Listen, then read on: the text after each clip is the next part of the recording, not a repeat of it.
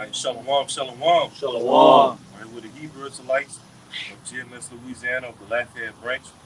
All right, coming back once again with another sit-down lesson. All right, but of course, like always, before we get started, we want to turn and face the east and give all praise and glory to Yahweh, Ba'ashem, Yahushua, Ba'ashem, Kakadash. double honors to the apostles, the bishops, and the elders of Great Millstone who rule well and teach well over the flock. And also peace and salutations to the hopeful elect of the nation of Israel, scattered throughout the four corners of the earth.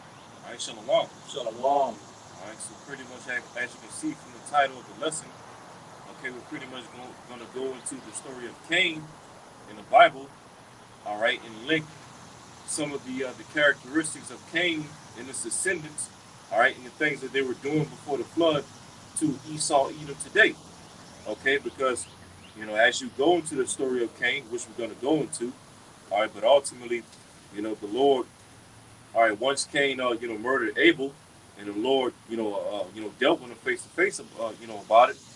Okay, ultimately, of course, when we read the story, the Lord said that Cain was going to be a vagabond and a fugitive throughout the earth, and that the Lord will set an M-A-R-K upon Cain, okay, and that ultimately he would set Cain for judgment, all right, for ultimate judgment. Now, when you read the following chapters in Genesis, all right, from chapter 4 up to chapter 6, now, there's nowhere in the scriptures where it tells you that Cain, okay, ultimately received judgment from the Lord when you read in Genesis. Okay, so that should show you what? Through the Spirit, if you have wisdom and understanding and ears to hear, okay, that ultimately Cain's judgment will take place in these latter days, all right, as Esau, Edom. Okay, and so we're going to go into it, and Lord wanted this to be edifying, all right? So before we get started, okay, we're first going to go into, you can show them Josephus to the camera, okay? We're going to go into the Flavius Josephus, all right, the works of Flavius Josephus, okay, because, for you brothers who just so happen to maybe have this book, all right, Josephus, when he gives his commentary of Cain, all right, and Abel and Seth and whatnot, and Adam, all right, Josephus pretty much goes into details of the things that Cain and his descendants were doing before the flood. Okay, so pretty much we're going to base the lesson off of what we read in Josephus, and of course we're also going to go back to the scriptures as well. All right, but nonetheless, all right, we're going to go into it, and Lord wanted this lesson to be edifying. You got it, Rock. All right, and just to add, Josephus was a well-respected historian. Mm-hmm. Okay, so this is in the Josephus, chapter 2. And in this particular book is on page 51, and the title of where I'm starting at is called "Concerning the Posterity of Adam and the 10 Generations of him to the Deluge." All right, so it says, Adam and Eve had 2 sons. The elder of them was named Cain, which name, when it is interpreted, signifies a possession. The younger was Abel. So real quick, it's just said the elder Cain. Mm-hmm. Hey, so it just said that between Cain and Abel, Cain was the elder between the two. Now, when we read Genesis, the 25th chapter, when it goes to the, you got it right. This is the book of Genesis, chapter 25, verse 23. I'm gonna start at 22. And the children struggled together within her, and she said, "If it be so, why am I thus?" And she went to inquire of the Lord. This is Rebekah. And the Lord said unto her, 2 nations are in thy womb, and 2 manner of people shall be separated from thy bowels. And the one people shall be stronger than the other people, and the elder shall serve the younger. So that was the ultimate lot of Esau, Edom, because as you continue reading, all right, it was Esau that came out first out of the womb of Rebekah, okay, via the seed of Isaac. All right, Esau was the elder between him and Jacob, and as I just said, Esau was ultimately created, all right, from the womb of Rebekah to serve Jacob, all right, the younger, okay. So as we're reading right here in Josephus, that same narrative, so to speak, played out between Cain and Abel, where it said Cain was the elder between him and Abel. Okay? Yes, I had a quick precept if you don't mind. no, you got it. All right, this is because this was just ultimately a foreshadow, just backing up with the point of to Cain and Abel, man, which was prophesied in Genesis the 3rd chapter. This is Genesis 3:15. It says, "And I will put enmity between thee and the woman, and between thy seed and her seed. It shall bruise thy head, and thou shalt bruise his heel." His heel. When you read up, it's going into the serpent. But who's the serpent on the planet Earth today? Esau, Edom, man. All right, so that enmity was trickled over to Genesis the 4th chapter and put between Cain and Abel. All right, it went all the way down to Genesis the 25th chapter, and that enmity was put between Esau and Jacob. Still today as it is. But you got it, brother. All right. You got it, Ty. All right, Let's have a precept. it says, the younger was Abel, which signified sorrow. They had also daughters. Now the two. Real quick, can y'all brothers go into the names of Cain and Abel? Sure. Yeah. You got the word for Cain? I'm gonna get Cain. All right.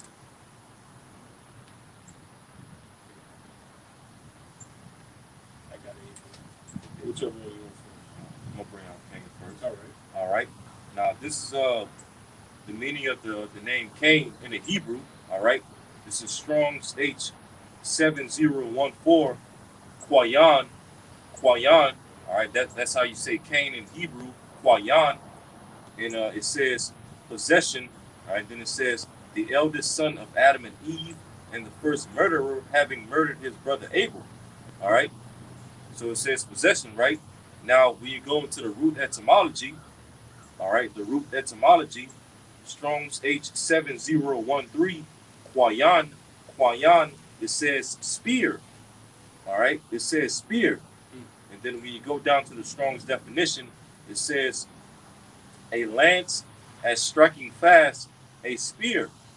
Okay, so ultimately Cain's name, it basically goes into a weapon, all right, because that's, yep, because that's basically what a spear was. In ancient medieval style warfare, a spear was one of the weapons used in warfare, and that's essentially what Cain was on the earth, a weapon against his brother Abel. All right, which is why he murdered him. Okay, That's right. It's the word Abel from the Zondervan Bible Compact Dictionary. It says Abel, breath, transitoriness, suggestive of his brief life. Because what does a transit do? It comes and it goes. That's what happened to Abel. But ultimately, Abel was fulfilled. All right, replaced with Seth, man. All right, which his name Seth name means compensation, man. So Seth was compensation for Abel, but nevertheless, that wicked was Cain, man. All right, so we got some more. I can be on mine. It says Adam's second son, murdered by his brother Cain. Abel was a keeper of sheep, but Cain was a tiller of the ground. Abel. It says Abel is described as a righteous man. He offered to the Most High a lamb from his flock, which was accepted, while Cain's offer of the fruit of the ground was rejected. The reason for the divine preface is not given. It may be that Yahweh had made known that a sacrifice involving the shedding of blood would alone be acceptable to him, and that Cain had defiantly decided to disregard the Most High's will. It says, on the other hand, it may have been a disposition of the offerer, not the outward offering, that the Lord rewarded. We read that Cain's works were evil and his brother's works were righteous. Yep, so Cain offered up, all right, the wrong sacrifice, the sacrifice of fruit. All right, but as the brothers is read in Zondervan, okay, going all the way back to the time of Adam, okay, the Lord always required a sacrifice of blood. All right, and that same custom was passed down to our forefather Abraham. All right, our forefather Abraham, then Isaac, and then Jacob. And then that same laws and custom was passed down to our ancient Israelite forefathers when the Lord brought us up out of Egypt. Okay, so showing you that that righteous way was always in the earth, going all the way back to the time of Adam. But of course, when anytime the Lord had his righteous way upon the earth, there would always be a particular seed that would always go against that righteous way. And in this case, it was Cain, as we was reading. I got a quick one real quick. This is Proverbs chapter 21, verse 27. The sacrifice of the wicked is abomination. How much more when you bring it with the wicked mind? You know, so Cain's sacrifice was an abomination because it simply wasn't what the Lord wanted. The Lord wanted that blood, that that flesh, that offering. Okay, and not only did Cain offer up the wrong sacrifice, but he offered it up with the wrong state of mind. Like, I'm gonna, after that, I'm gonna just do whatever I want to do. I'm gonna offer up the sacrifice that I want to sacrifice, and the Lord better accept it. Okay, and Esau, Edom is in that same mind state today. You know, everything that Esau is doing on the left-hand side is ultimately likened unto a sacrifice of the Lord. Okay, and the Lord's getting ready to reject them all over again when he sends Yahushua back to take down his rulership. You know. Yeah, because the Lord's sacrifice required, time and preparation, and and being, and actually, doing it and getting involved with it, And Esau, Edom, the Lord, like the scripture says, he cast all the ways of the Most High behind him. So he was like, man, I'm just gonna do this, and he's gonna be all right with this. It's a lazy ass sacrifice, man. That's why he was rejected.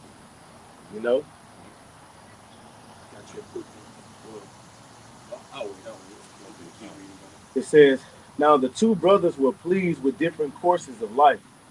For Abel, the younger, was a lover of righteousness and believed that the Most High was present at all his actions. He excelled in virtue, and his employment was that of a shepherd.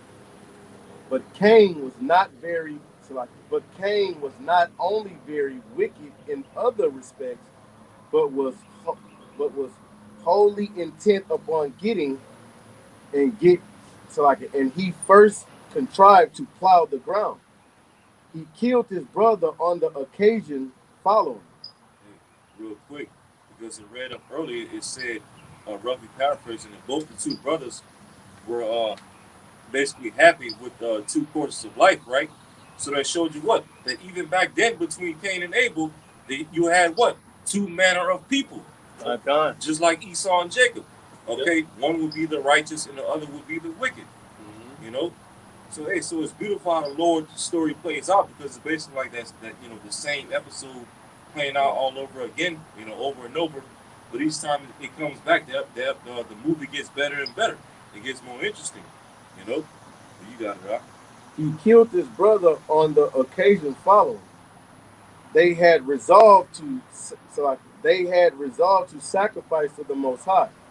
Now Cain brought the fruits of the earth and of his husbandry, but Abel brought milk and the first fruits of his flock.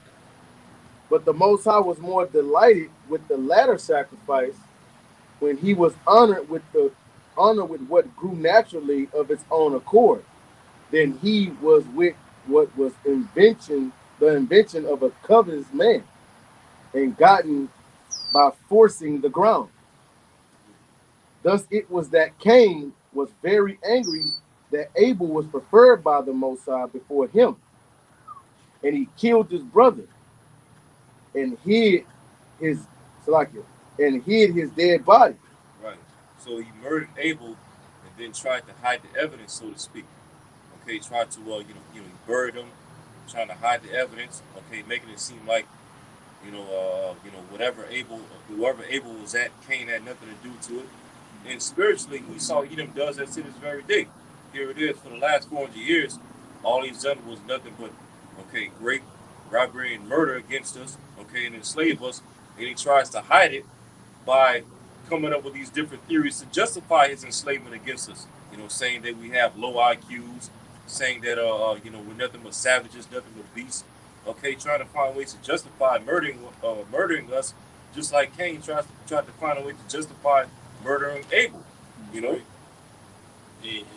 man, that's heavy, because even from the beginning, you had the Lord always separated good from evil from the beginning. He separated Adam from the serpent, but ultimately Adam was beguiled by Eve, who was beguiled by that serpent. And we know that spirit of the serpent was likened onto the spirit that was in Cain, and it's likened onto the spirit that's in Esau, Edom today. I got a quick one. This is Genesis 27:38. And Esau said unto his father, Hast thou but one blessing, my father? Bless me even also, O my father. And Esau lifted up his voice and wept. And Isaac his father answered and said unto him, Behold, thy dwelling shall be the fatness of the earth and of the dew of heaven from above. And we see that playing out today. Esau Edom has the fatness of the earth. He has the dew of the heavens. The space system, NASA, SpaceX. He has a military in the heavens, man. That he even boldly professes is going to go against Yahweh Shem Yahushua and the holy host of angels, all right, in the Third World War, man. So this devil has exactly what the scriptures have prophesied him to have unto this day, man. So it says, and by the sword shall thou live, and shall serve thy brother.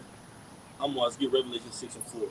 And it shall come to pass when thou shalt have the dominion, that thou shalt break his yoke from off of thy neck. You see? And Esau hated Jacob. He hated Jacob.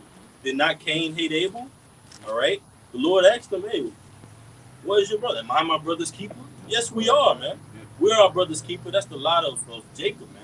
All right. That's the lot of the Israelites. All right. We tend to the flock. We tend to the sheep just as Abel did. What does Esau Edom do? All right. He tends to wickedness. But it says, and it shall come to pass when thou shalt, and Esau hated Jacob because of the blessing wherewith his father blessed him. And Esau said in his heart, which is his mind, the days of mourning for my father are at hand, then will I slay my brother Jacob. Now who's that the spirit of, man? Did not Cain slay Abel? That's the spirit that he came in, man. He knew what was right. He knew the sacrifice that was right to give up to Yahweh Shem Yahushua. The Lord said, well, if you do right, you'll be accepted. But until this day, man, this man is a fugitive on the earth, man. You got it, man. All right, this is Psalm 17:13. Arise, O Lord, disappoint him, cast him down, deliver my soul from the wicked, which is thy sword. And that's Rakatah. And that's Esau Edom, man. Esau Edom is the sword of the Most High. All right, and that's his that's pretty much his characteristics. That's a part of who he is. That's a part of his nature. Just like you have different animals, you know, they have a different type of nature. In particular personalities. Well, the same thing with Esau, man. You have predators, and then you have the ones that are the prey, man. And Esau is the one that's he's a predator, man. He likes to kill. He likes to murder. Yeah. All right. Hey, the scriptures tell you where your adversary walketh about, seeking whom he may devour. Right. I got you one on Mars for you, bro. John 8:44. Ye are of your father the devil, Yahushua speaking. And the lust of your father ye will do. He was a murderer from the beginning, and abode not in the truth, because there is no truth in him. When he speaketh a lie, he speaketh of his own, for he is a liar. I say he. For he is a liar and the father of it. You got it, bro. That's right, man. So the spirit that dwells within Esau was meant to be a deceiver, to be a killer, to be a liar, to be a murderer, a thief. He was designed to be the wicked, man. All right, from the very creations of the earth. All right. That's right. You check out that word covet. It's basically to take something by violence. Violence, covet who as a garment, the wicked. All right. And you go to Micah, it says where they covet fields and they take it them by violence. Who's that violent man on the planet Earth? Who goes around the planet Earth today, rape, rob, and murder? Who got America by violence? Go ahead, brother. This is Psalm 73:6. I'm gonna start at 3. For I was envious at the foolish when I saw the prosperity of the wicked. For there are no bands in their death, but their strength is firm. They are not in trouble as other men, neither are they plagued like other men. Therefore pride compasseth them about as a chain, violence covereth them as a garment. Right, man. And so when we was reading in Josephus, it says, but the Most High was more delighted with the latter sacrifice when he was honored with what grew natural of his own accord than he was with what the inventions of a covetous man. So this covers man when he was rejected by the Most High. What he did, he committed to violence. He slew his brother. You see, so that goes to show you linking who Cain to what being a violent man. We're gonna link that same violent man to Esau Edom, which is known as the so-called white man today, being a violent man, right? Right. Man, just real quick. Hey, the brother, Paul Yashale, Shalom, Maki, Shalom, hey, Lord willing, this lesson be edifying to you, Wak. Real. Okay. Brother said, he definitely needed this one very edifying lesson. You know, the spirit that we going into. Hey, Lord willing, this will be edifying to you, Wak. All right, you got it, Taz. All right, it says, reading back in the Josephus, it says, thus it was that Cain was very angry that Abel was preferred by the Most High before him, and he killed his brother and hid his dead body, thinking to escape discovery. But the Most High, knowing what had been done, came to Cain, asked him what was become of his brother, because he had not seen him in many days, whereas he used to observe them conversing together at other times. But Cain was in doubt with himself and knew not what answer to give the Most High. Hey, real quick, because up above it said that Cain murdered Abel and then hid his body, and then on the carnal level, Esau does that to this very day against Jacob. Like when you look at certain cities across America that's built up and looking all nice or whatever, a lot of these cities were built up off of the blood of Jacob as well as Gad too, like Central Park, New York. Okay, before there was Central Park, New York, you had what was called Little Synagogue, which is basically like a small community, so to speak, of Jakes that was living in that area. Okay, eventually before Esau killed them off and built up what we know today as Central Park. Tulsa, Oklahoma, Black Wall Street. Okay, it's another place that was built up off of the blood of Jake. All right, and as well, even certain lakes across America were built up. Where here it is, like certain lakes across America, and you go down to the bottom of it, a lot of those lakes were graveyards of Jake's. And basically Esau, hid those graves by building man-made lakes over them. Such as this one. He destroyed the landmarks. This one we're sitting on, this area is called Vermilion River. That word vermilion means red, man. All right, and then what he'll do is he'll stick a sign in the ground that says Atakapa Isha, who's really a Gadites, all right, and Ishakarites. But this whole entire landmass belongs to our people, man. They work for this, but their blood was shed on this land. The scriptures tell you that blood defiled the land, man. All right, but that MARK has been on you since the beginning, Esau, and so is it on you till the day. That's how we're able to clearly identify and link you up with Cain in the scriptures, man, and as well as that serpent, man. All right, that's the spirit of Esau, Edom, man. That enmity between thy seed and your seed that still exists today. Jacob versus Esau, man. What they call it, white versus black. All right, you got it, brother. The brother was bringing it out how like this devil has like these graveyards. He put cities on top of of all these bodies that he's slain. All these all the Jake being put to death. He put lakes on top of all these places where he went through and slayed Jake. Now, when you read Revelations 18, it's talking about Babylon, and we know that Babylon the Great is known as America. All right, so this is Revelations 18 and 24. It says, in her, in who? Babylon, America. It says, in her was found the blood of the prophets and the saints and of all that were slain upon the earth. All right, so this devil, he shed the blood, of Jake, man, throughout the course of the earth, man. Right?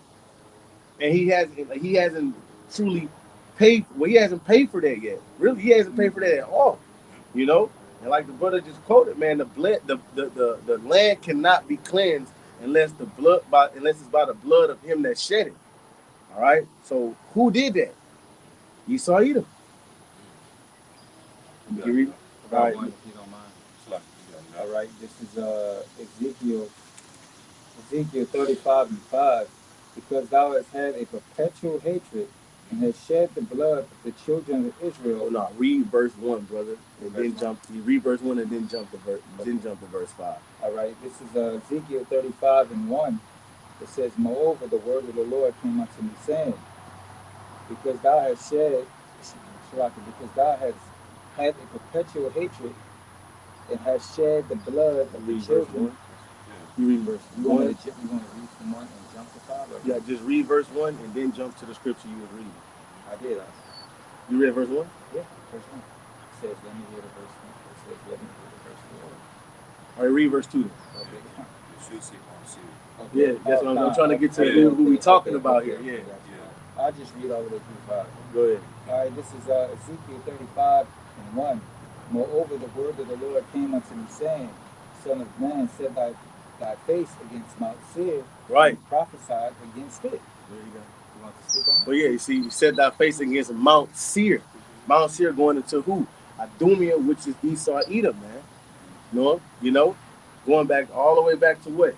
Esau, Edom, all right, the so-called white man. So set thy face against Mount Seir, which are you devils. Now you can read verse 5. It says, and say unto it, thus said the Lord, behold, O Mount Seir, I am against thee, and I will stretch out my hand against thee, and I will make thee most desolate. The Most High saying, because of the afflictions that you have put against my people, which is the apple of my eye, well, I'm going to make you most desolate, Babylon, America, the great. All right. It says, because thou hast had a perpetual hatred, and thou hast shed the blood of the children of Israel by the force of the sword, which is his technology, his guns, his disease, everything that you could possibly Cain, think of. going back to that name, Cain, Yes. which is spear, which is what? Yeah. Weaponry, right? Right. Oh, yeah. And the time of their calamity and the time of their iniquity had an end. So you overextended your hand on us, man. And the Lord is going to get you for that now. All right? The Lord's going to, he's going to destroy this place. And then you're going to have to drink of that cup of what? All the things that you've done to us. Yeah, because the Lord said he was a little displeased, but Esau, Edom, you forward the affliction. Yeah. So you got to be dealt with. You went way too far. The accuser of our brethren. I got it quickly.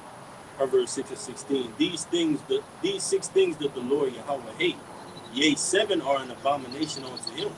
A proud look, and all these things are describing Esau, Edom. A proud look, a lying tongue, and hands that shed innocent blood. Was not Abel innocent? He was a lover of was not Abel righteousness. innocent? He was a lover of righteousness. He gave up a righteous sacrifice in the sight of the Most High, man. If I can, who has this such a thing called Pride Month, right? Yeah. Well, you said it says what? A proud A look, proud look, a lying tongue. a lying tongue. You can't believe shit that the government says. You can't believe a damn thing what they say. If they tell you that the water is clear, you better go check it your damn self. Because this devil is a liar. Right. The enemy speaking smoothly, but in his heart, he devised a war. That was Cain. In his mind, he knew what he was going to do. He knew what was right, man. But he still went against the Most High's will, even until today, man. These elites, they know the will of Yahweh Bashim Yahushua, man. All right? They know what's right, but they still are going to go full bit into this Quran, man. You got it, bro. And that's beautiful that you said that, because they know the will of the Most High. Yes. Cain knew what to sacrifice. Yep. He knew what to sacrifice, but yet he did his own thing. That's right. Last verse it says, a heart that deviseth wicked imaginations, feet that be swift in running to mischief, a false witness that speaketh lies, and he that soweth discord among brethren. Yep. You did that, Esau. You broke the brotherly covenant, man. Yep. You sowed that discord, man. That enmity.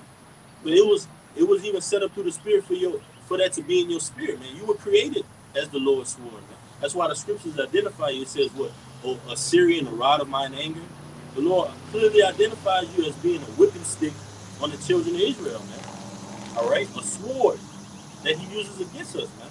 But we know it. I'd rather know who the Lord is using as a sword on me than to just be out here in oblivion, man. All right, so we know Cain, Esau, Edom today, man. That spirit that was in Cain, you got it. It says, back in the Josephus, it says, at first he said that he was himself at a loss about his brother's disappearance. Fucking lying. Yeah, acting like he was all sad. Yeah. Like, no, I don't know, man. You know, I'm missing too. Type shit. It says, but when he was provoked by the Most High, who pressed him vehemently, as resolving to know what the matter was, he replied, he was not his brother's guardian or keeper, nor was he an observer of what he did. But in return, the Most High convicted Cain as having been the murderer of his brother, and said, I wonder at you, that you know not what has become of a man whom you yourself have destroyed. Cursing him out.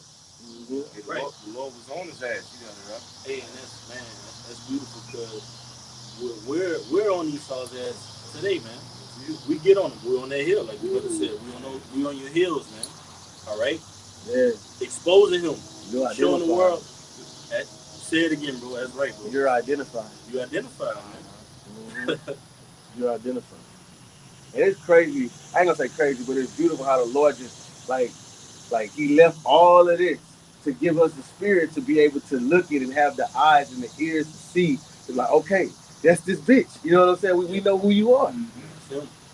You know, it says, the Most High therefore did not inflict the punishment of death upon him on account of his offering sacrifice, and thereby making supplications to him not to be extreme in his wrath to him, but he made him accursed and threatened his posterity in the 7th generation. He also cast him. When they say too, because read where it said 7 generations again. It said, oh, you want to get that bathroom? No. It says, the Most High therefore did not inflict the punishment of death upon him on the account of his offering sacrifice, and thereby making supplications to him not to be extreme in his wrath to him, but he made him a curse and threatened his posterity in the 7th generation. Right, threatened his prosperity in the 7th generation. Now, when you go into Genesis 4, okay, where it gives you the name of Cain's, his generations, I'm going to go through them real quick. All right. As you read in Genesis 4, okay, it gives you Cain's firstborn son, which is Enoch, okay, which we're going to go into that later. All right, then it goes into... Not the righteous Enoch. Not the righteous Enoch. Yeah. Not the dedicated Enoch. Cain's firstborn son name was Enoch. Okay, then Enoch had a son named Arad, so that's 2nd generation. Arad had Mehujael, so that's the 3rd generation. Mehujael had Methusael, and then Methusael had Lamech. Okay, not the righteous Lamech. Yeah, and then Lamech. All right, Lamech is at 5, right? Lamech had sons. The name of his sons were Jabal. Okay, Jabal and Jubal. So those were the sons of Lamech, right? The 6th generation, right? And then Enoch's 7th generation was Tubal Cain. Okay, Tubal Cain. So that's 7. That's 7 generations right there. Okay, and all 7 of those generations, as we're going to go into this lesson, were all wicked. Okay, they did nothing but wickedness and forward the legacy of Cain. You know, that's it. I just wanted to bring that out. It says he also cast him together with his wife out the land. And when he was afraid that in wandering about he should fall among wild beasts, and by that means perish, the Most High directed him not to entertain such a how do you say this word, brother?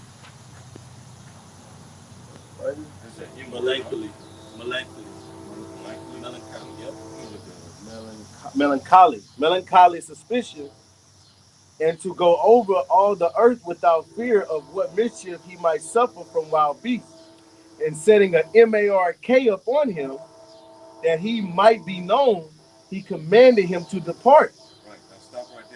real quick, one of you brothers give me Genesis 4 and start from verse 11. Start from verse 11 and we're going to read down to verse 16. Okay, to go into the actual scriptural accounts of everything that the brother just read real quick. All right. This Genesis 4 and 11. It says, and now art thou cursed. And if I could just say this before I bring this out, like the brother said that M-A-R-K was placed upon Cain, which ultimately the Most High set upon him for killing his brother Abel. But that's that same M-A-R-K that Esau Edom wants to set upon the entire planet Earth, man. That wickedness. All right? But it says, Genesis 4 and 11, and now art thou cursed from the earth, which had opened her mouth to receive thy brother's blood from thy hand. When thou tillest the ground, it shall not henceforth yield unto thee her strength. A fugitive and a vagabond shall thou be in the earth. And we see that today. You got it, bro. You want to speak on it? Yeah. So basically, the Lord, one of the curses that the Lord brought upon Cain was that when he would till the ground, the earth wouldn't yield its strength. And that's why when we look at Esau Edom's rulership today, all right, when you go into any supermarket or grocery store you go to the produce section. Okay, basically the fruits and all the produce in that section, it either looks one of two things. One, it either looks beat up and expired, or two, it just looks fake as hell. GMO. Yep. Yeah. All the GMOs, all the pesticides that Esau put in the ground to grow those crops. Okay, none of these fruits and these different herbs that we buy in the store to try to boost our health and whatnot. Okay, none of those things work into full effect like it once did back in the ancient world. It's not yielding its strength, you know. You want to say something? Yeah, let me keep reading. It said Genesis 4 and 13, and Cain said unto the Lord Yahweh, my punishment is greater than I can bear. Yeah, now you're trying to play the victim. So here it is. You murdered your brother in cold blood. Then when the Lord came to see your body, you lied to the Lord's face and said, am I my brother's keeper? And so now when the Lord cursed you out, okay, and gave you a judgment, all right, now you're trying to bitch up and say that the Lord's judgment is too great for you to handle. You're trying to play the victim. I got you, Priscilla. This is 1 John 3 and 12. I'm going to start at 11. Because Yahweh even said this, what? The top commandment is to what? Love thy brother, man. And Esau, Edom, you're known for hating your brother, man. All right? From the beginning. So it says, 1 John 3 and 11, for this is the message that you heard from the beginning, that we should love one another.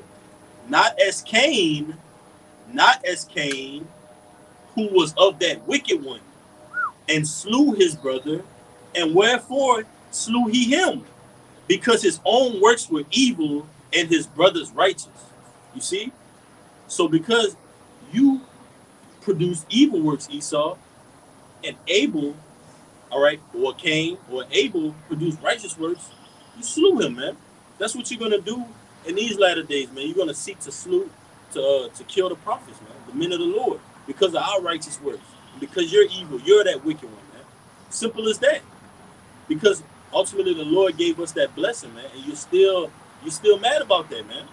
All right, and you're gonna come down with great hell, and you so-called Native Americans, Latinos, and Negroes, because you're a rock, all right, because of that. But it tells you in Hebrews, I think it's the 11th chapter, right? He saw it carefully with tears, no repentance for Esau, man. 12. It's 12. Yeah. It's like 12th chapter. So it says, not as Cain, who was of that wicked one and slew his brother, and wherefore slew he him, because his own works were evil and his brother's righteous. Marvel not, my brethren, if the world hates you. Job 9:24 says, the earth was given into the hands of the wicked. So we're in a world controlled by Esau, Edom. So that's why the world hates us, man. So it says, whosoever hated his brother is a murderer. And ye know that no murderer had eternal life abiding in him. So that's a straight cut. You're never going to get the kingdom, Esau. You have no eternal life abiding in him.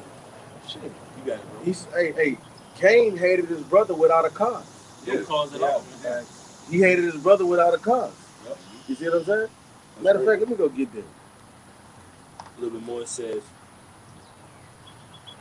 hereby perceive we the love of the Most High, because He laid down His life for us, and we ought to lay down our lives for the brethren.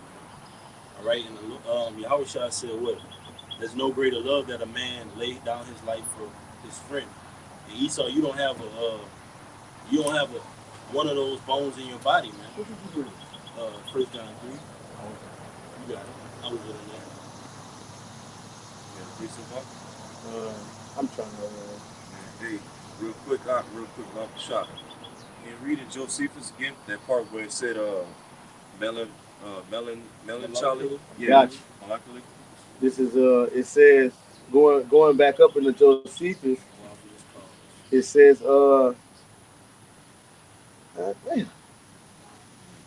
Didn't it say melancholy suspicion? Yeah, it says the Most High directed him not to entertain such a melancholy suspicion, and to go over all the earth without fear of what mischief he might suffer from wild beasts, and setting a mark upon him that he might be known, and he commanded him to depart.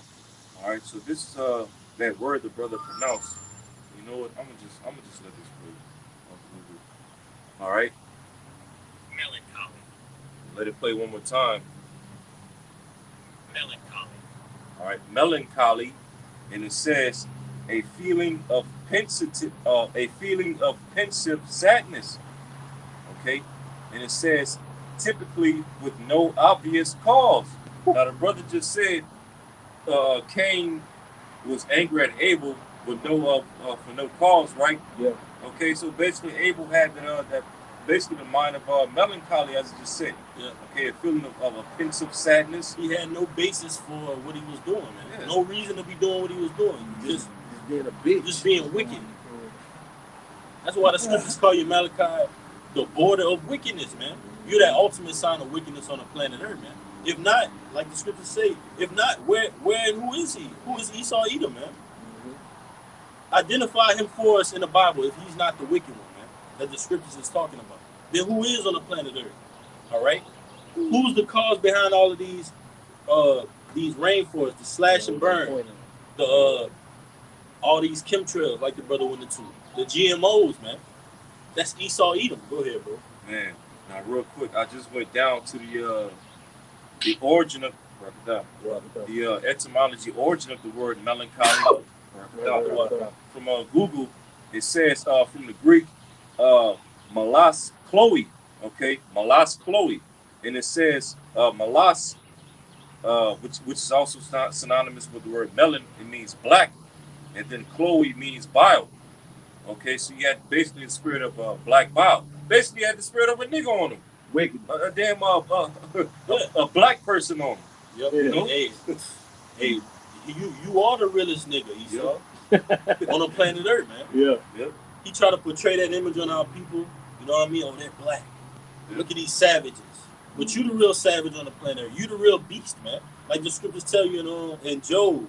All right. How does basically during that dark age period, man, how Esau was up in those caves, the Neanderthals, man. Job 30? All right, yeah. Yeah, violent in the earth. Yeah, violent in the earth, man. That's you, Esau. You the basis you the lowest of the lowest, man. Yep. But we see the power of the Most High, and that makes us fear the Most High even more, that the Most High can raise up the basis of men and have him ruling over us, man. Yeah. You got it, bro. I tell brothers that all the time, bro. The Most High pissed off. You know, got this wicked nigga ruling over us, man. Yeah. All right. Going back. You had a priest about? No, I was. Well, I did. But see, well, y'all gonna read it. This is Matthew 5. See, this is going into. We know this is going into your actual brethren. You know how you deal with your fellow Israelite. But it fits. This is Matthew 5:22. It says, "But I say unto you that whosoever is angry with his brother without a cause shall be in danger of judgment. And whoso shall say to his brother Rakah shall be in danger of the council. But whosoever shall say thou fool shall be in danger of hellfire." So this devil, he was angry. Cain was angry with Abel without a cause, man. All right, without a cause. You see. So that's what makes him, so fucking wicked, man. You know, here it is. You was lazy as hell.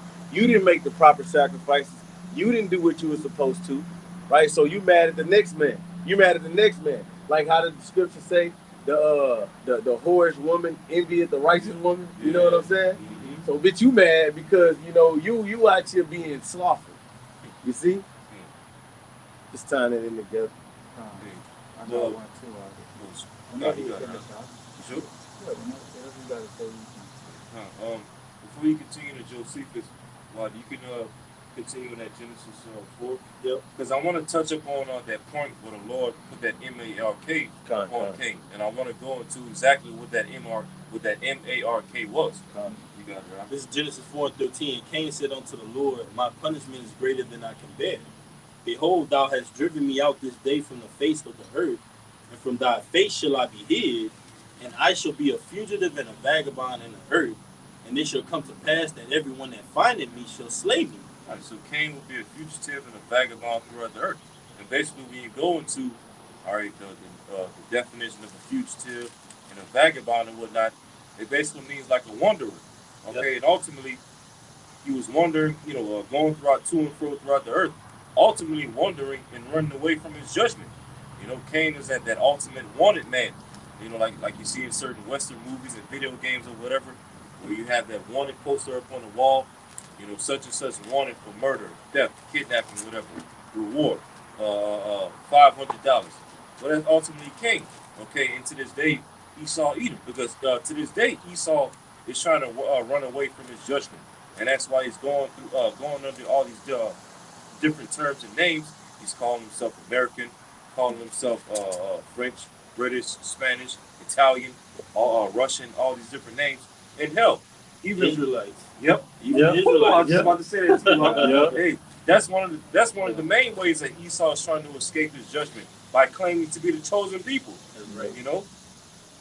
Because otherwise, and ultimately this world, okay, sooner or later is going to wake up and realize that he's not the chosen people, and that the chosen people aren't in that land, and they're going to realize, okay, first and foremost through the spirit of the prophets going on prophesying, and that these people are ultimately Esau, Edom, and their legacy goes back to Cain, and they're still waiting today to receive that judgment from the Lord that the Lord put upon them, going back to the garden. You got it, huh? If I can say that just proves how important it is to know who you are and who everybody else is, because it puts everybody in a certain category of judgment, and who's going to be judged righteously and who's going to be judged according to punishment, man.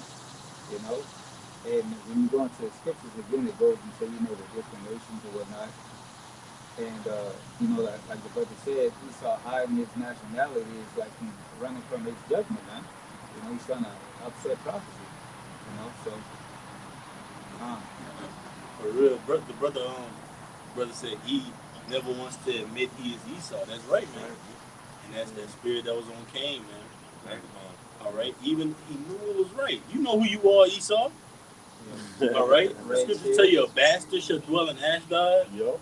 The synagogue of Satan. Yep. Come on, man. Every time you watch a movie, he's them people, the Egyptians. Yeah. He's the Egyptian. Right. That's wicked. Only people he really can't say who he is so-called Chinese, because Right. Right. You can't wing that one, brother. That's a good one, huh? You had some more on your point up? Oh no, I'm finished. I was trying. This is Genesis 4:15, and the Lord said unto him, therefore whosoever slayeth Cain, vengeance shall be taken on him sevenfold. And the Lord set a M-A-R-K upon Cain, lest any finding him should kill him. Right. So the Lord said that anybody that would try to slay Cain, that would try to take him down and bring judgment upon him, the Lord will bring sevenfold judgment upon that person. Which is why to this day, we can't take up carnal arms and carnal weapons and take down Esau, Edom ourselves. You have to wait for the Lord to bring judgment upon them. Like the Lord said. Like the Lord said in the scriptures, vengeance belong unto me, roughly paraphrasing.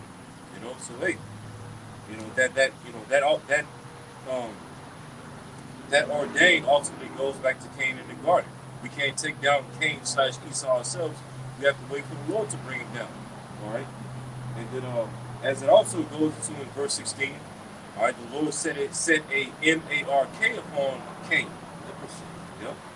And real quick, I have a word real quick in the Hebrew. Now, for you brothers, for your listeners and whatnot, when you go in the blue letter and you look up Strong's H5061, it says Nagai, okay, which is the word plague in the English. All right, Strong's H5061 Nagai. And when you go to the biblical outline usage, it says stroke, plague, disease. All right, M-A-R-K. It says plague, spots, and then it says stroke, wound, stroke, metaphorical of disease. And then here's the main point. Definition C, it says M-A-R-K of leprosy. There you go. That's it right there. Banger. Got something to back you up as well. So that was that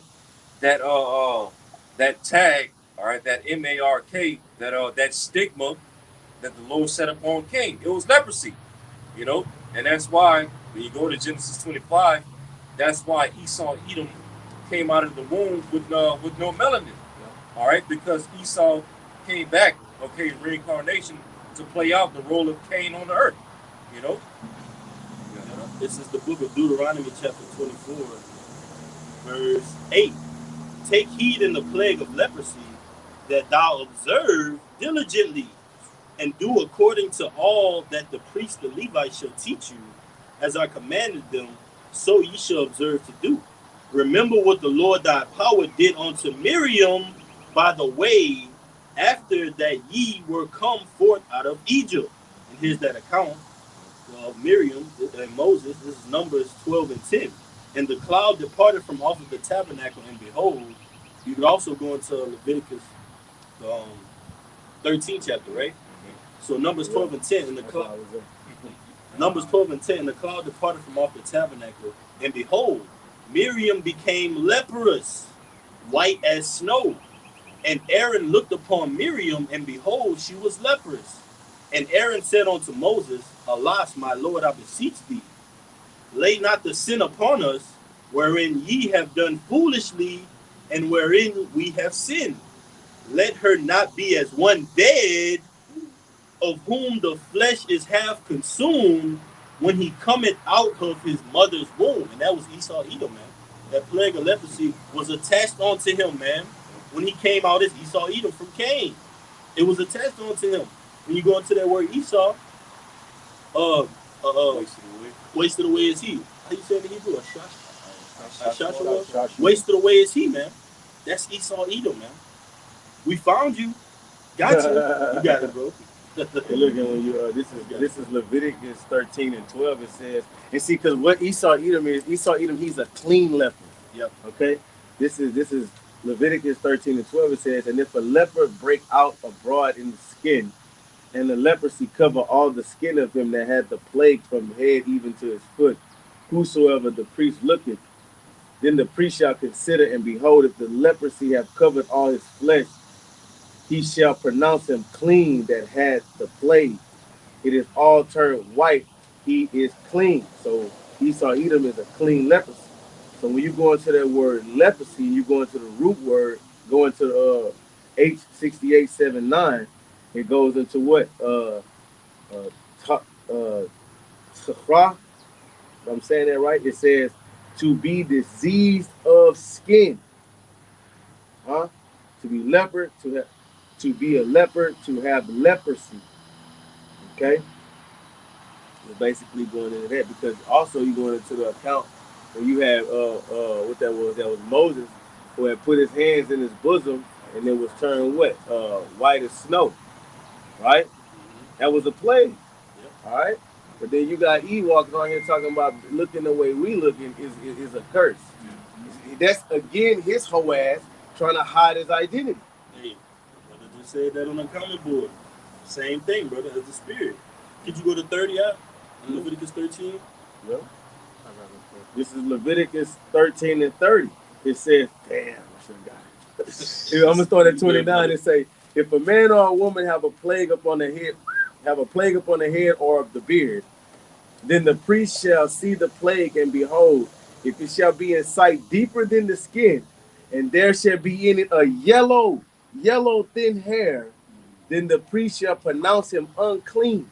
It is a dry skull, even leprosy upon the head or beard. Right. And that's ultimately why Esau Edom don't have no pigmentation in his skin, no melanin. All right. And he tries to make that a bad thing on earth. But melanin is really a good thing, man. All right. Melanin helps you to protect yourself from these different harmful rays in the sun. That's why Esau Edom always getting skin cancer. He's always needing a tan. Go in the sun.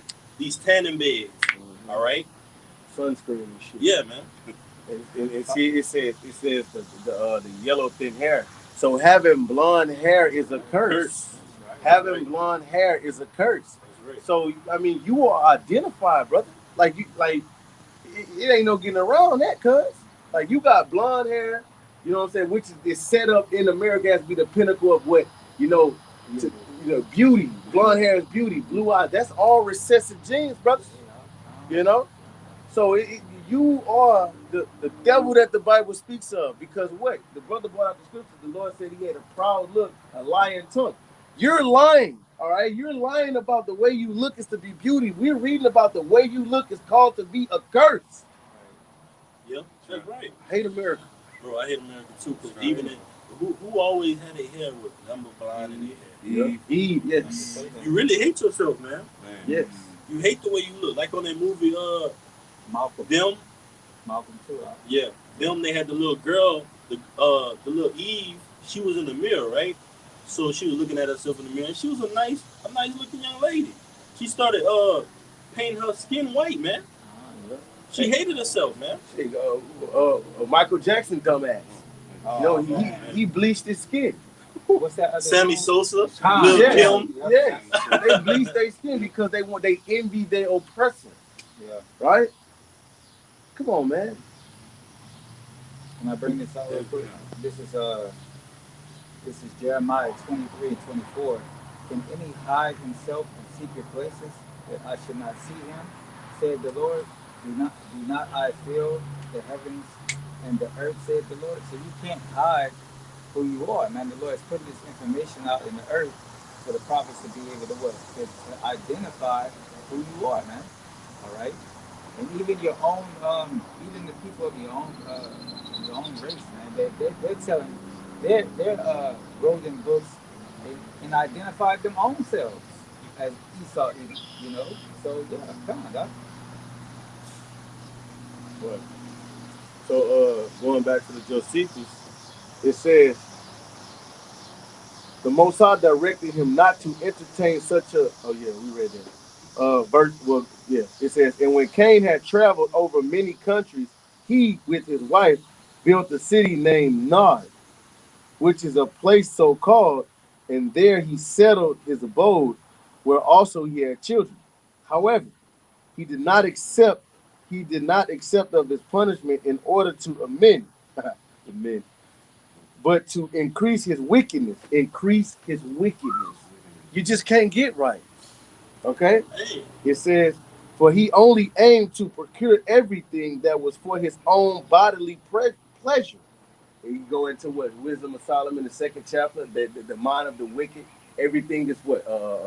Is a carnally, fleshly type of, deal. We're going to appease our flesh. And that's what this devil is. He's carnal, he's fleshly. He has nothing to do with the spirit. You got it, brother. Brother, can you read that again? I'm going to read it again. It says, for he only aimed to procure everything that was for his own bodily pleasure. Well, like 2 months, back when he was at 9. All right. Oh, yeah, it says, and when Cain had traveled over many countries, he, with his wife, built a city named Nod. This is Genesis 4:16. And Cain went out from the presence of the Lord and dwelt in the land of Nod on the east of Edom. And here's that word Nod in the Zondervan Bible Dictionary. It says Nod, wandering. It means wandering, the word Nod. So the Lord, hey man, so it says Nod, wandering, a district eastward from Eden to which Cain went in his wandering. I mean, why nobody else on the earth look like you? You know what I'm saying? Yeah. Why nobody else look like you? You see? Or act like him. Yeah. Nobody else act like you. All look like you. You see? Check it out. It says, however, he did not accept his punishment in order to amend, but increase his wickedness. For he only aimed to procure everything that was of his own bodily pleasure, though it obliged him to be injurious to his neighbors. To his neighbor. Injurious, man. Injurious. Injurious. So like injurious. It says he augmented his household substance with much wealth. He plundered and violence. By plunder and violence. He urged his followers to procure pleasures and spoils by robbery, and became a great leader of men into wicked courses. Man, Ooh. so before the flood, Cain was at the forefront of leading basically a worldwide rebellion against the Lord, doing nothing but wickedness, robbery, plundering, spoiling, everything that the brother just read. Right. Okay, and Esau Edom does that to this very day. Okay, through his military, through his secret militias. Okay, even down to his these different crime families and mafia families and mob families and all that. Mobsters. Okay, Esau was doing all that stuff back when he was king. Okay, man. Hey, look, we're good. Got it, huh? I wanted to continue. No. Go ahead. It's just a quick one. Habakkuk 2:5. Yea, also because he transgressed by wine, he is a proud man, neither keep it at home, who enlargeth his desire as hell, and is as death, and cannot be satisfied, but gather it unto him all nations, and heap it unto him all people. And that's Esau, man. A proud man, he enlarged his desire as hell. Brother read until how he was seeking pleasures for himself, man. How he was injurious to his neighbor, man. Unto this day, man. So we're right when we say Esau Edom is the devil that the Bible speaks of, man. We're dead on point when we say that, man. From the apostles on down to the least of we've clearly identified this man on the planet Earth, who he is, what his agenda is, and ultimately how the Most High Yahweh Shem Yahushua is going to foil his master plan. Because just as the Most High had sanction over him in Genesis the 4th chapter, Genesis the 3rd chapter, he has sanction over Esau Edom today, man. He has control over him, man. Job, in the book of Job, it tells you he appointed bounds that he cannot pass, man. So there's only so much that you can do, Esau, to the Most High. The bigger they are, the harder they fall, man. You got it out. Look, check this in the junk Google. Well, I got a little quick one. This is in the Apocrypha. This is Sirach, chapter 10, verse 6. Bear not hatred to thy neighbor for every wrong, and do nothing at all by injurious practices. Ooh, but he was full of that shit. He was full of injuriousness. Yes. Please get that word But out. keep on. It was no. If you can on Google. Injurious. You got it. Just to see, but you got it out. All right. So the word injurious from Google, it says causing or likely to cause damage or harm. And his ways are harmful. All right, it has nothing to do with Yahweh Shem Yahushua. You see, because look, check it out. When you keep reading the Josephus, it says he also introduced a change in that way of simplicity where men lived before, and was the author of measures and weights, and whereas they lived innocently and generously while they knew nothing of such arts, he changed the world into cunning craftiness. Ooh, hey, and that proves that the spirit that was in the serpent is also Cain. Because did not the serpent do that? Yeah. He took peace from Adam and Eve, all right, got them casted out, okay? It tells you in Genesis the 3rd chapter he was the most subtle beast of the field. That's Esau Edom, man. He's cunning, all right, on the left-hand side, man. He was given that blessing on the left-hand side, man. You got it, bro. Yeah. So he was at the forefront of teaching the world, witchcraft, rebellion against the Lord, cunning, craftiness. All right, and we see Esau doing that to this very day. Like the scripture says, there's no new thing under the sun. All right, that which is then is now. That's in Ecclesiastes. But we see Esau Edom at the forefront of all witchcraft and craftiness through his science, his technology, his so-called education system. All right, following in the footsteps of his forefather, Cain. That's right. So we know reincarnation is real. Yes. What nation of people? Yes, we know reincarnation is real. What nation of people you know today is fulfilling this same lot as Cain before the flood? So who's fulfilling the lot before the missiles? Who's fulfilling the wickedness before the missiles? You see what I'm saying? Esau, Edom. You know. I got one real quick. This is Daniel chapter 8, verse 25. All right. And as the apostles always go into when they bring this scripture out, this originally applied to Antiochus Epiphanes back during the ancient Greeks. But again, we can apply this very same prophecy to Esau today. Okay, because we're in the Greco-Roman system all over again today anyway. But this is Daniel chapter 8, verse 25. And through his policy also he shall cause craft to prosper in his hand. Okay, cunning craftiness now is being done through pseudoscience and technology. All right, weaponry. It says, and he shall magnify himself in his heart, and by peace shall destroy many. He shall also stand up against the prince of princes, but he shall be broken without hand. And Esau today is going to stand up against the prince of princes, okay, which is Yahushua. But, okay, he's going to be broken without hand. Oh, man. So, via those So chariots. you mean to tell me all this technology, all this science that you have, Esau, all this nuclear power, you're going to be broken without hand? When you want to serve a power that's on that side, man, that's the power we serve, man. 2nd Ezra 13th chapter. He lifted up neither sword nor instrument of war. All right? That's what that's what Yahweh Shimon Shah is going to do in the sight of these other nations. America, Russia, China, North Korea. All right? We can't physically go up against them. All right? We need intervention by Yahweh Shimon Shah, man. Like it tells you in Job, you can lay their hand on Leviathan, man. All right? Yahweh Shimon Shah can. That's it, bro. I got one back in you about. All right, this is Isaiah 24 and 4. It says, the earth mourneth and fadeth away. The world language and fadeth away. The hardy people of the earth do languish. The earth also is defiled under the inhabitants thereof, because they have transgressed the law, changed the ordinance, broken the everlasting covenant. Therefore have the curse devoured the earth, and they that dwell therein desolate. Therefore the inhabitants of the earth burned it, few men left. So that's what Esau does, man. He changed the ordinances, he changed the times, the seasons, and everything else, man, to his accord, to his liking. All right? Yeah, because that's what Cain did.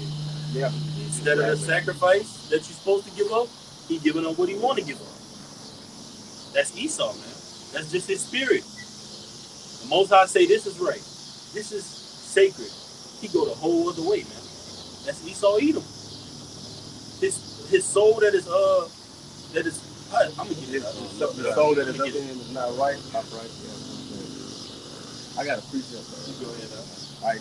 It says basically what the brothers were going into is at the time before the flood, they were, he was at the forefront of, promoting wickedness on the planet Earth. Now this is 2nd Ezra 3, and I'm gonna start at 5. It says, and gave us a body unto Adam without a soul, which was the workmanship of thy hands, and didst breathe into him the breath of life, and was made living before thee. And thou leddest him into paradise, which thy right hand hath planted before ever the earth came forward. Right? Speaking on righteousness. And unto him thou gavest commandment to love thy ways, which he transgressed, and immediately thou appointest death in him and his generations, of whom came nations, tribes, peoples, kindreds out of number. And every people walked after their own, and did wonderful things before thee, and despised thy commandments. You see? And again, in the process of time, thou brought us the flood upon those that dwelt in the world and destroyed them. So this was whenever Esau Edom was at the forefront. Cain was at the forefront of wickedness. You see, because it says, and every people walked after their own will, being led by who? Cain, with his wickedness in the planet Earth. Yep, and that's right now too. Yep. And did wonderful things before thee, and despised thy commandments. You see? So who is at the forefront of that in the beginning? Cain, wicked ass. Yep. You see? That man of sin. God. with all The working lying wonders. Yeah. All right, that's Esau, man. If not, who is he, man? Well, the seed Who is Esau Edom, man? You tell us. All right, you naysayers out there, not you believers. You naysayers, who is Esau Edom, man? It's not us. We're giving up our righteous sacrifice to the Lord, man. It's the Arabians. You know? Yeah. All right, well, going back into Josephus, it says he, oh yeah, he first set all boundaries about lands. He built the city and fortified it with walls, and he compelled his family to come together to it and called that city Enoch. All right, stop right there. Real quick, the brother can give me Genesis 4:17. Go to the scriptural account of what he just read. This is Genesis 4:17. And Cain knew his wife. They had sexual relations. And she conceived and bare Enoch. And he builded us. And this is not the righteous Enoch. This is the Enoch of the lineage of Cain. And he builded a city and called the name of the city after the name of his son Enoch. Right. So Cain built a city named after his firstborn son Enoch. This is, and like the brother just said, this Enoch that came out of Cain is not the same Enoch that you read in Genesis 5. Okay, those are two different Enochs. All right. And so this that name Enoch in the Hebrew, Strong's H2585, Chanawak, or Chanak. All right. Like you have the Feast of Dedication is also known as what? Hanukkah or Hanukkah. Okay. And the name Enoch means dedicated. Okay, dedicated. So Cain built a city named Enoch after his firstborn son Enoch. Okay, and it was dedicated towards forwarding the legacy of Cain, to forward yet the legacy of wickedness. All right, great robbery and murder throughout the earth, war, violence. Okay, to basically forward rebellion throughout the earth. And real quick, Prashad, can the brother give me in Apocrypha, Sirach 40, verse 19.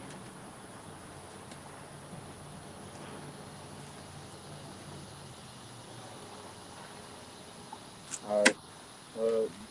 This is Sirach 40, verse 19. It says, children in the building of a city continue a man's name, but a blameless wife is counted above them all.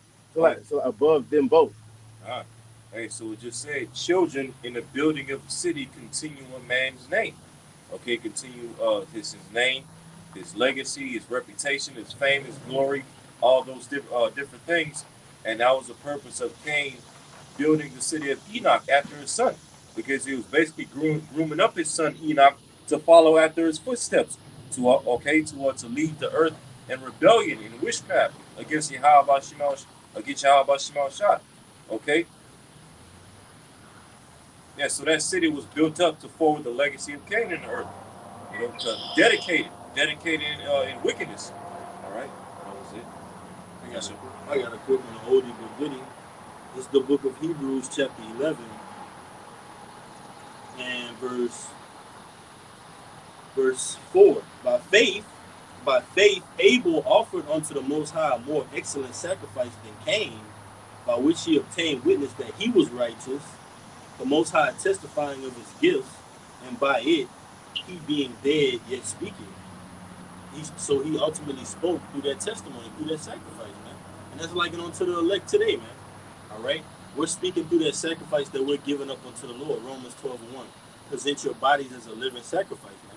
You see men of the Lord across the four corners of the highways and byways calling upon the name of Yahweh Shem Yahushua. Revelation 19:10. The testimony of Yahushua being the spirit of prophecy, man. Revelation the 14th chapter. Fear the Most High. Don't take the charagma. Babylon is going to be destroyed, man. Those lyrics. So we're coming in that testimony, in that sacrifice that Yahushua came in, man. All right. And what is Esau coming in? That same sacrifice as Cain, man. Look what he's pushing on the planet Earth. All right.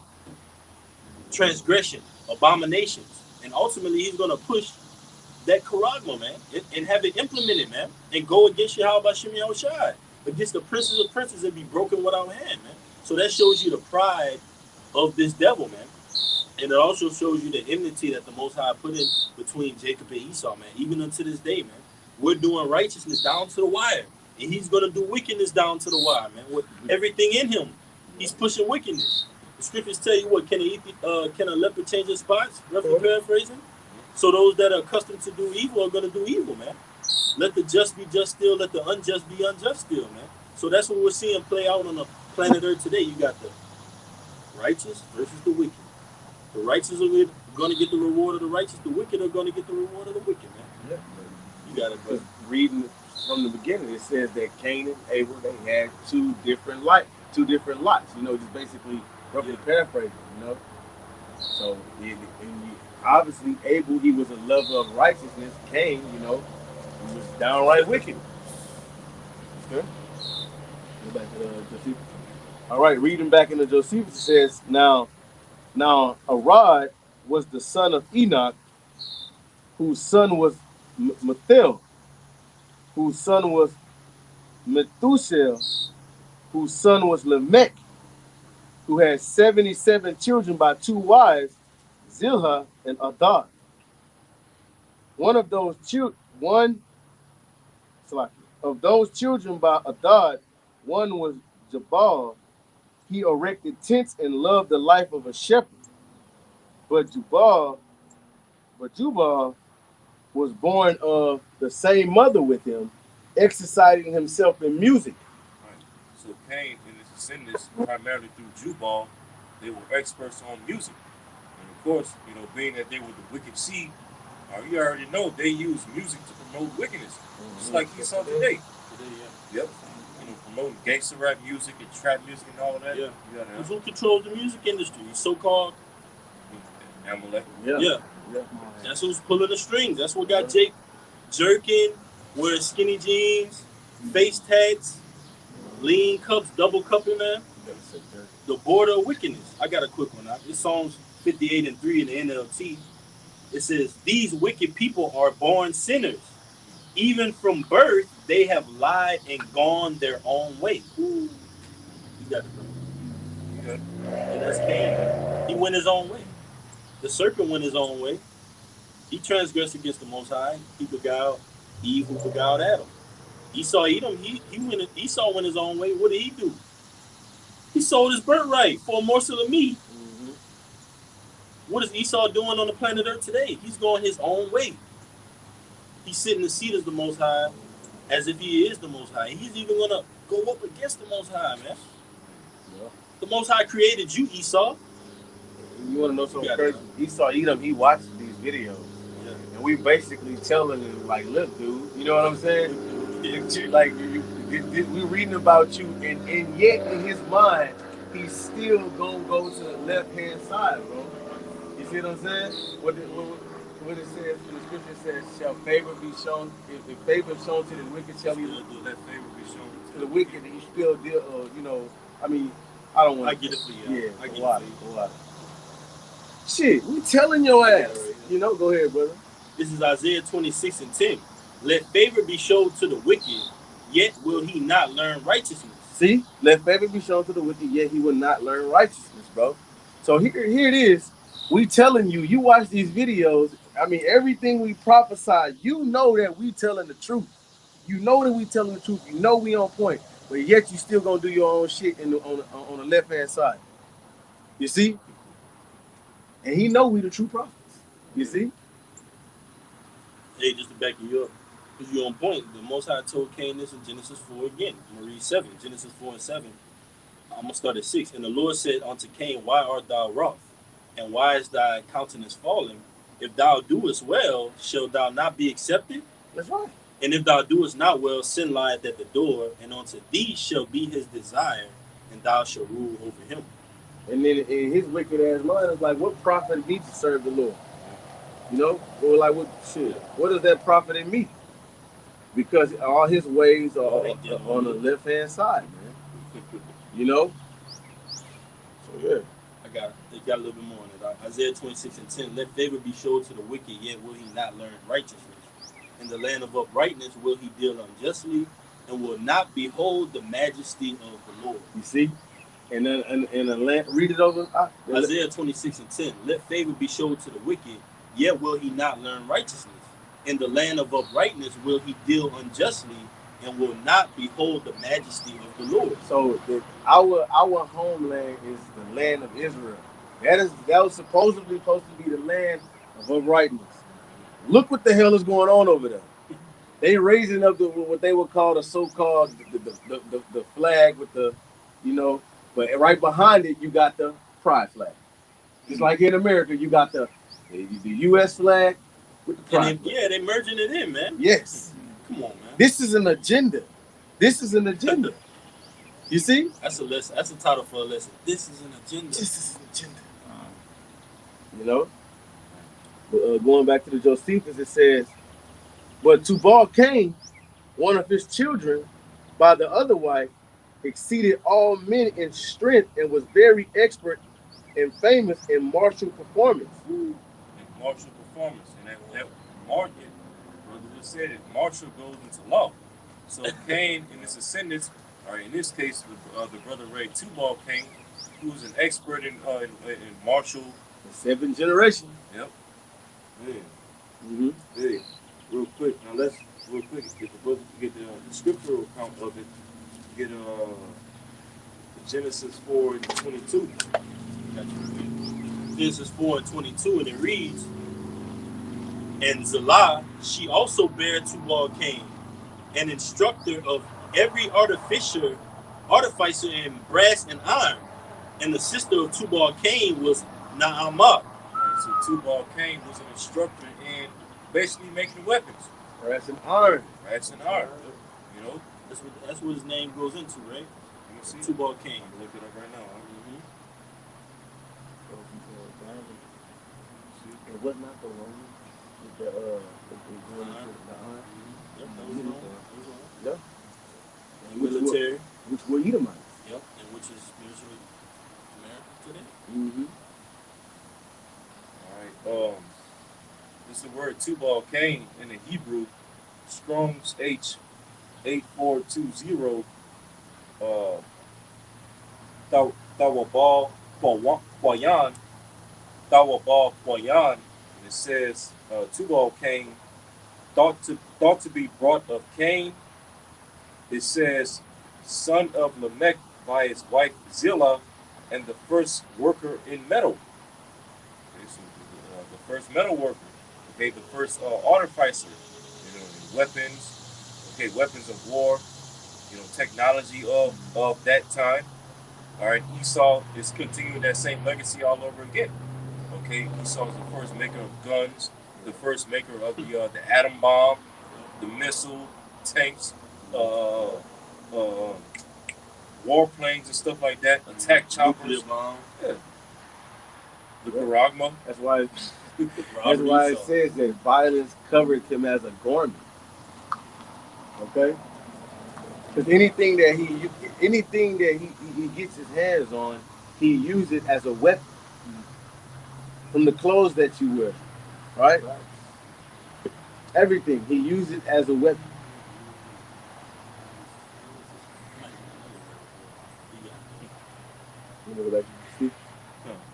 All right, back in the Josephus it says he procured what tended to the pleasures of the body by that method, and first of all invented the art of making brass. But I just read. Lamech was also the father of a daughter whose name was Naamah, and because he was so skillful in matters of divine revelations, he knew he was to be punished for Cain's murder of his brother. Read that again. Divine revelation. Read that part again. And because he was so skillful in matters of divine revelations, he knew that he was to be punished for Cain's murder of his brother. So Lamech, you want to see something? You got it. So Lamech was basically likened unto a prophet among the descendants of Cain. He had that. He basically dealt with revelations on the left hand side.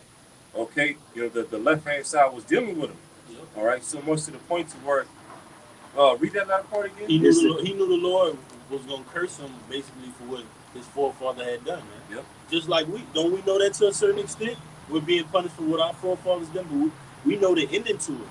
All right, we're being punished for what our forefathers did, but ultimately the Lord's going to have mercy on us to deliver us, man. And Esau, you're being blessed. You're in your blessing right now, man. But ultimately, you're going to be brought down, like it tells you, Jacob held first the heel of Esau, symbolizing that what? You're going to be pulled out of your rulership, man. Just like Tubal-Cain, he knew that. You got it out. And because he was so skillful in matters of divine revelations, that he knew he was to be punished for Cain's murder of his brother. Right. So he was skillful in divine revelations on the left hand side. Okay, he was basically likened to a prophet on the left hand side, or some type of priest, whatnot. So much to the point to where he even understood that that Cain was going to receive judgment for what he did, as well as himself. Okay. Now, real quick, your brothers want to make a quick point, real quick. All right. Now, real quick, when you brothers go back to Genesis 4 and start at verse 23.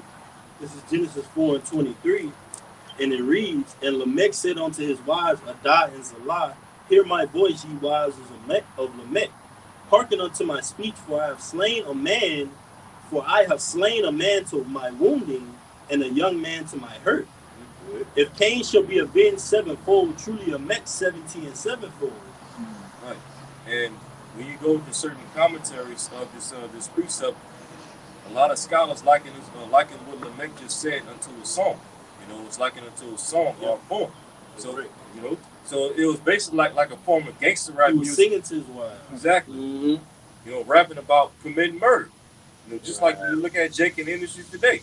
All they rap about is murder, shooting and killing each other, pulling up on the ops, doing drugs, selling drugs, all this other shit.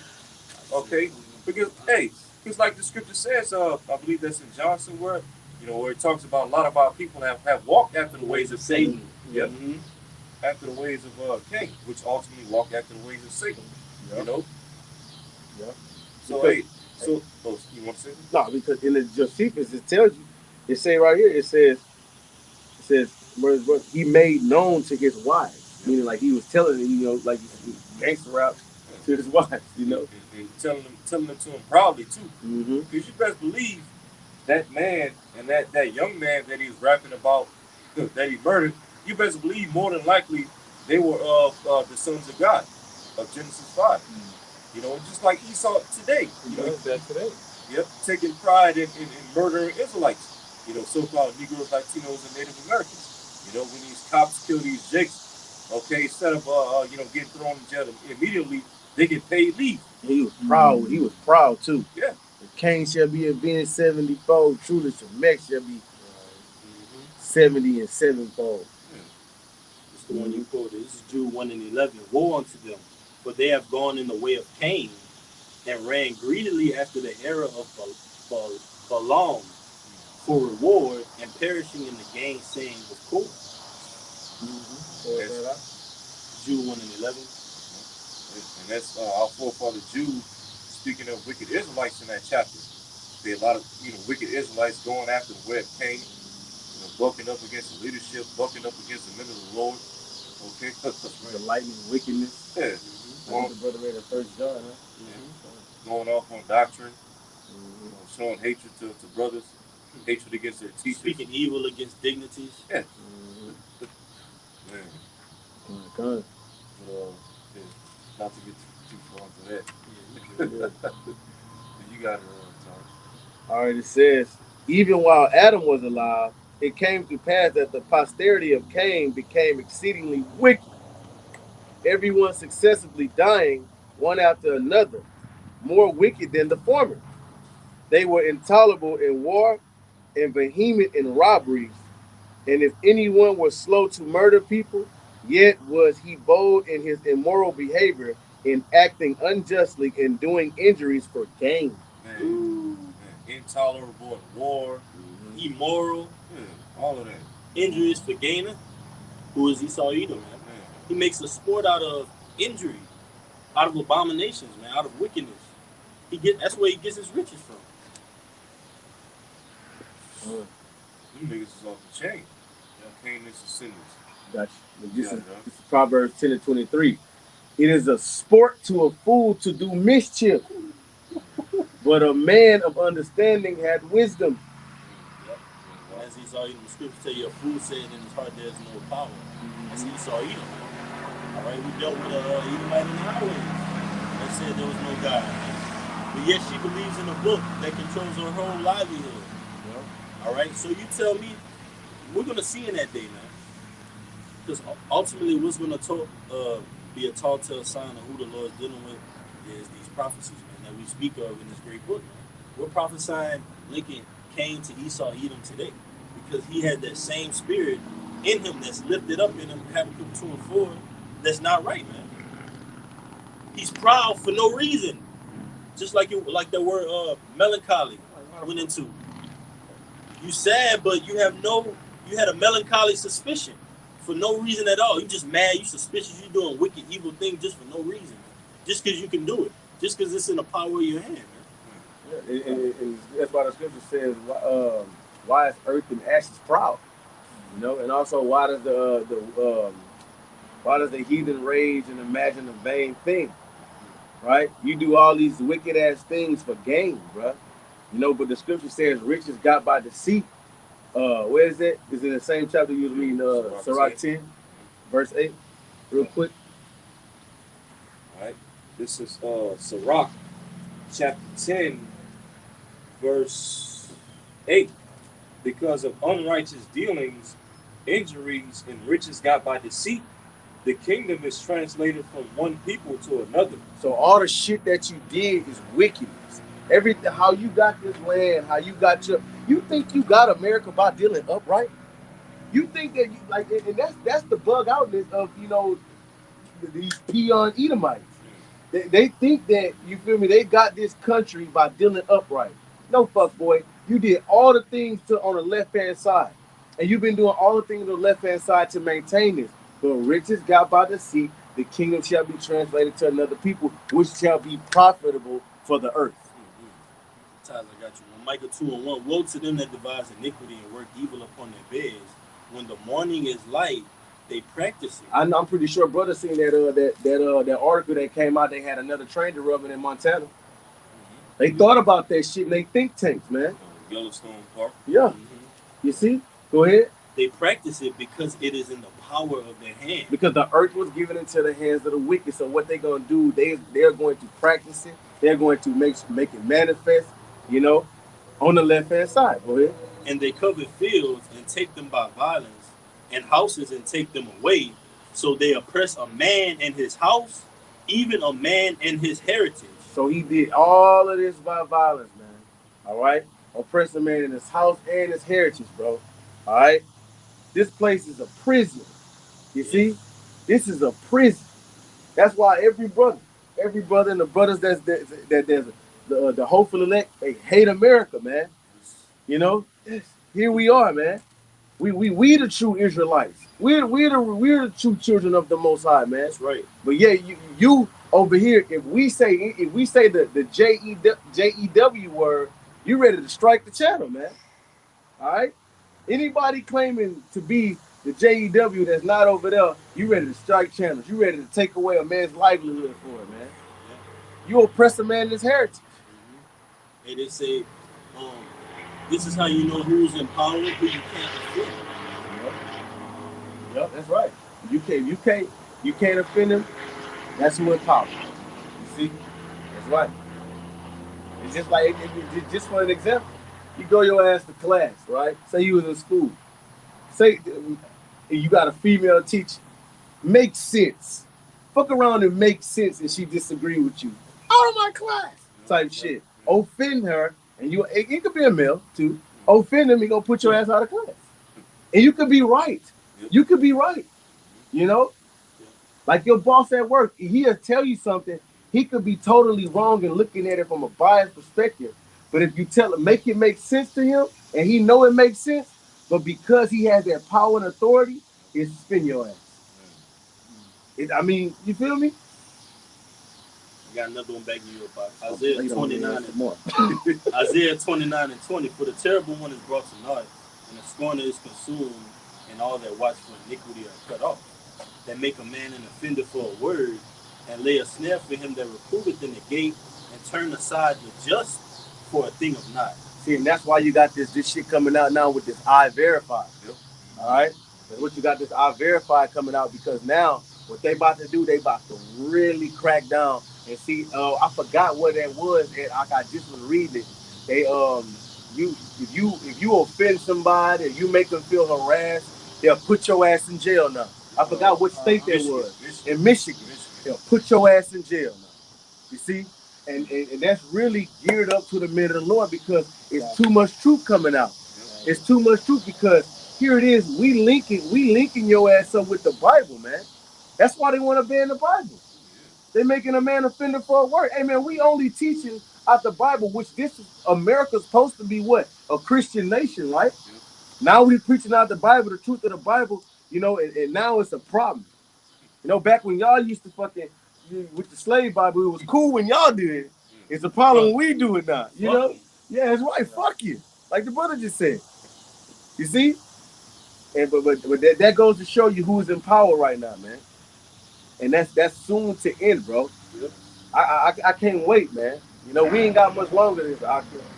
You know, me speaking as a man, bro, I don't see another 2 years. 2-3 years in this motherfucker, man. And then now they even putting on, it's mandatory to put in God we trust in the classrooms now. Yeah. But we know what your God stands for, Esau. Gold, oil, and drugs, man. All right? So you're not fooling nobody, man. You got it, right? We know you're that wanderer, that vagabond, that fugitive, man. On the planet Earth. You got it, right? We used to say guns. Yeah, guns. It's either you still wicked. That's right. You're still wicked. You know? Yep. Just, No. I was on. You didn't have no more? No. I mean, how far you wanted to go down, bro? We had went down to the to it says, oh shoot, I'm all the way over here. The wind had blew. Yeah. We had got to here. Oh, did you finish? Yeah. Okay, fine. Okay. All right. I got one. It's Genesis chapter 6, verse 11. Okay, going into before the flood, right? Genesis 6, verse 11. The earth also was corrupt before Yahweh, and the earth was filled with violence. And Yahweh looked upon the earth, and behold, it was corrupt, for all flesh had corrupted his way upon the earth. Okay, and then all those things, all that violence, all of that corruption, okay, all of that wickedness is being spearheaded by Cain before the flood. Okay, like you were reading. Like we were reading in Ezra. Because Ezra seen Ezra seen, yeah. Yep. Man. Cain was forwarding that rebellion throughout the earth. Okay, being violent, like it says, intolerable in war.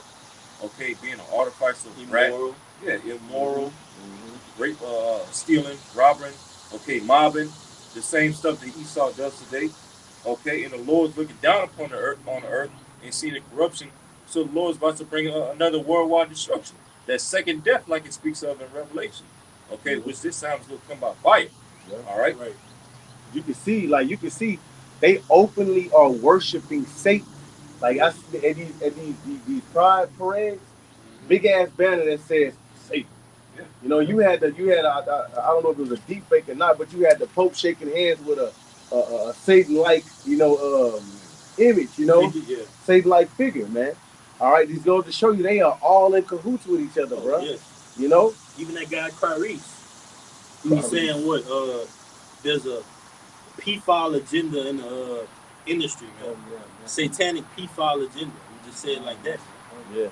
So you got the spirit is out on the planet Earth, exposing this devil, man, for who he truly is, man.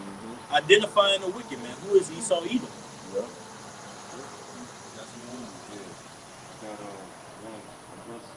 Amos 1:11. Another brother can get Proverbs 16:4. I got Amos 1:11. I got Proverbs. We get the Amos first. This is Amos 1:11. It says, "Thus said the Lord, for 3 transgressions of Edom, and for 4 I will not turn away the punishment thereof, because he had pursued his brother with the sword, and did cast off all pity, and anger did he Anger. Oh, Shalak. And his anger did terror Perpetually. perpetually.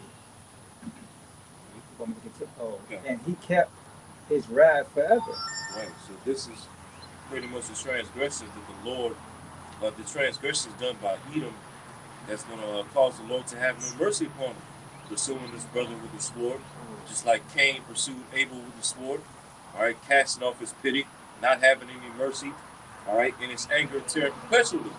Okay, and that was one of the reasons why Cain continued that legacy of wickedness, because of his bitterness towards Abel. Like that same bitterness just consumed him. Okay, for generations upon generations upon generations. Okay, and that same bitterness is in Esau today, who is a modern day reincarnation of Cain.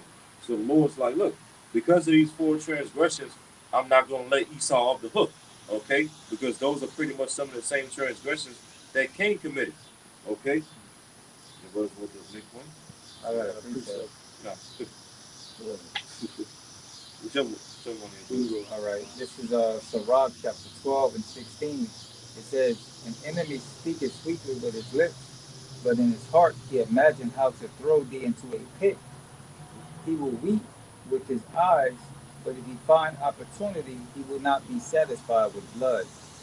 And that's Esau Edom. He hasn't been satisfied with blood. He constantly wants to, afflict the Israelites, kill the Israelites. You know, he wants to put them in subjection, man. He wants to be their God, man. He wants to be a ruler over the whole planet Earth. He wants to know what everything he wants to know what everyone and everything is doing, at all times, man. Like the scripture says, he seeketh to be like the Most High. He is centered above the clouds, you know. He want to be us. Yeah. I got one for you. You got it. Hebrews 12 and 16. Lest there be any fornicator or profane person as Esau, who for one morsel of meat sold his birthright. For ye know how that afterward, when he would have inherited the blessing, he was rejected. For he found no place of repentance, though he sought it carefully with tears. That's right. It says profane, man. It means ungodly. He's an ungodly man, man. He has no reason. He's beast-like. All right. He acts off impulse. All right. He's trying to get everybody to move in that same spirit, man. The whole earth. All right. And you jackass can't repent. Yeah, can't. So You yeah, just that's why he's so mad. That's right. Yeah. Why you mad? You can't repent. Yeah. You know. Just like Cain, because once the Lord put that MARK upon Cain for his judgment, Cain couldn't repent. Too much for me to bear. Yeah. It's not his name, right? He called Jacob. Yeah. Trying to play the victim back then. Yeah. Yeah. Yeah. What? Proverbs. Yeah. Proverbs 16 and 4. This is Proverbs 16 and 4. It says, Yahweh had made all things for himself, yea, even the wicked for the day of evil. So the Lord made all things according to this movie that we call life. Okay, the good, the evil, the righteous, the wicked, the clean, the unclean, all these things. Okay, and as I just said, even the wicked for the day of destruction. Okay, and that's talking about Esau, Edom. All right, going back to when he was Cain. Okay, because that's why Esau is known as the son of perdition. That word perdition, when you go into it, it means basically destruction or calamity. So Esau was bent for perdition. All right, destruction, calamity, going all the way back to when he was Cain. Okay, because like I mentioned earlier in this lesson, when you go into Genesis, when did Cain ultimately receive the judgment for what he did to Abel? It doesn't tell you that in Genesis. So that tells you what? That Cain is Still on the loose. right, he's still on the loose. For that little season. Yep. Waiting to receive that judgment or that perdition, all right, from the Lord. That's right. And the Lord created him for that lot, all right, since the beginning, like the brother just read. Yes, someone else?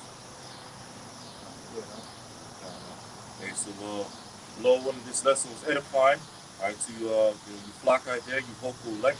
Okay, we want to give all praise and glory to Yahweh, Ba'ashem, Yahushua, Ba'ashem, Kakwadash. double honors to the apostles, the bishops, and the elders of great millstones who rule well, as well as teach well. And also peace and salutation to the hopeful elect of the nation of Israel, scattered throughout the four corners of the earth. All right, and until next time, we say a Bible ball, Bible ball. Kwam Yasha Allah, Kwam Yasha Allah. Shalom. Shalom. Till next time.